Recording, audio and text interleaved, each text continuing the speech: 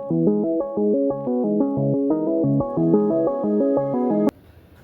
guys, Brian Fisher with Edge Fitness. I hope you're having a great Wednesday, little hump day education for you here on recovery.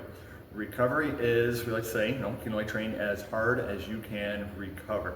When we're talking about how training and recovery are related, think of recovery as this. Recovery is more of stress management, managing the stress from your day-to-day activities, managing the stress from your training, everything that goes on in your life.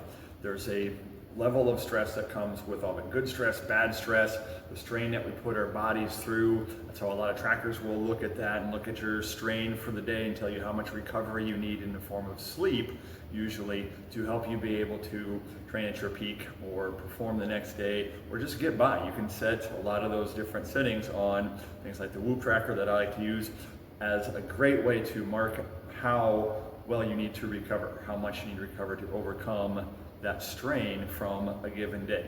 When we manage that stress, that comes in a lot of different forms. It is not just sleep. Sleep is hugely important.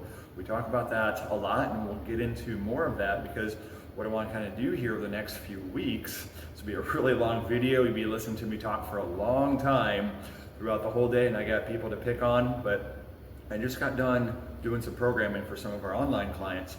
And so I was looking at that, kind of going through and looking at how we set up that programming. A big part of that is incorporating rest and doing proper progressions, making the program over time fit into what's your daily schedule, what's your daily life, what you are ready, willing, and able to do, because we're all professional at something, and not a lot of us are professional athletes where it is our job to train for how we perform. We want to train for life and be able to do the things that we want and need to do. Recovery is a key part of that, and as I'm programming these workout days and exercise selections, the sets, the reps, all that goes into how we're managing stress for each individual, for ourselves. And how to best manage that stress over time is how we recover. If we're recovering well, we're moving in the right direction.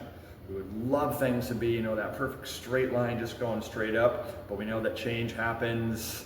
Like the stock market, we're going up and down, up and down, up and down, up and down. Over time, we should be trending in that right direction if we are recovering properly. If we're not, we're tailing down. Okay? Nagging injuries can keep coming up. Motivation ebbs and flows, tends to definitely go on the way out if we're not recovering properly. Looking at how we just manage stress from a movement standpoint.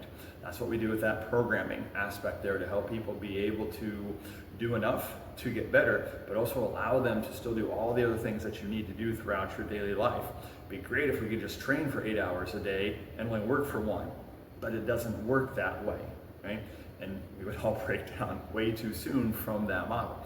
So we have to figure out how to fit in the amount of time that you can train most efficiently for what you're ready, willing, and able to do with your body, your mind, everything that's involved in that, and then also help you to see how that recovery then fits in with, well, what are you gonna do with the other 23 hours of your day?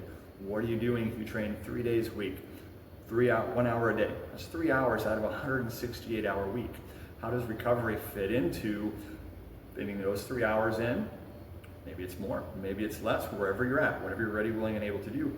How does that fit into the other 168, or the total of 168 hours in a week, and the strain, the stress that puts on your body?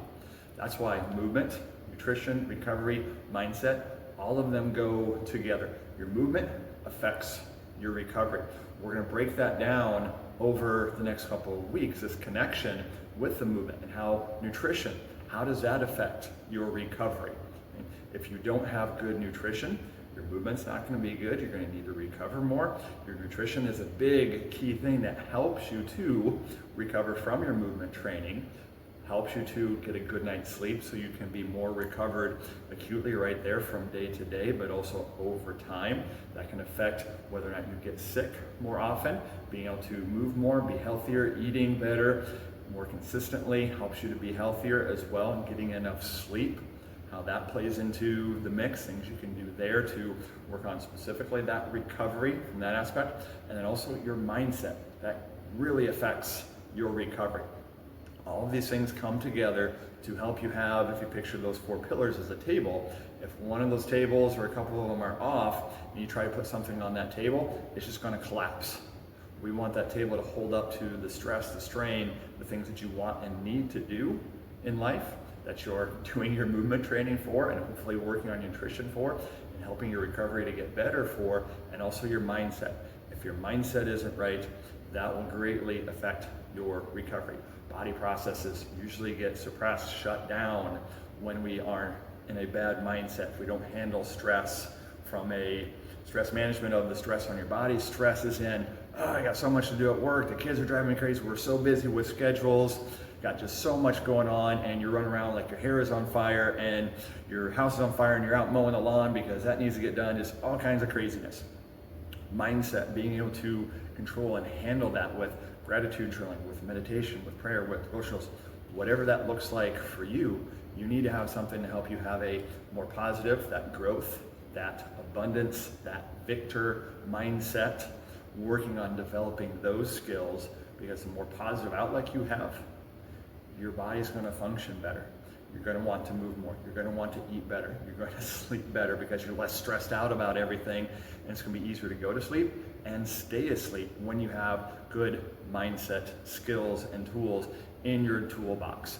So we're going to be looking at all of these 4 pillars and how they fit together to help you do your stress management for your mind, for your body, for your spirit, all of that, because it all comes together for wellness, for that whole body, whole lifestyle approach that we want to help you develop here.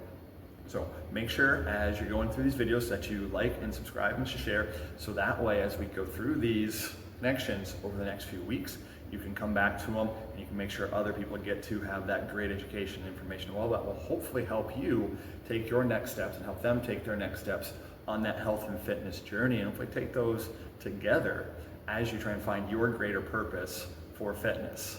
All right, have a great day. We'll see you guys next time for more great content like this.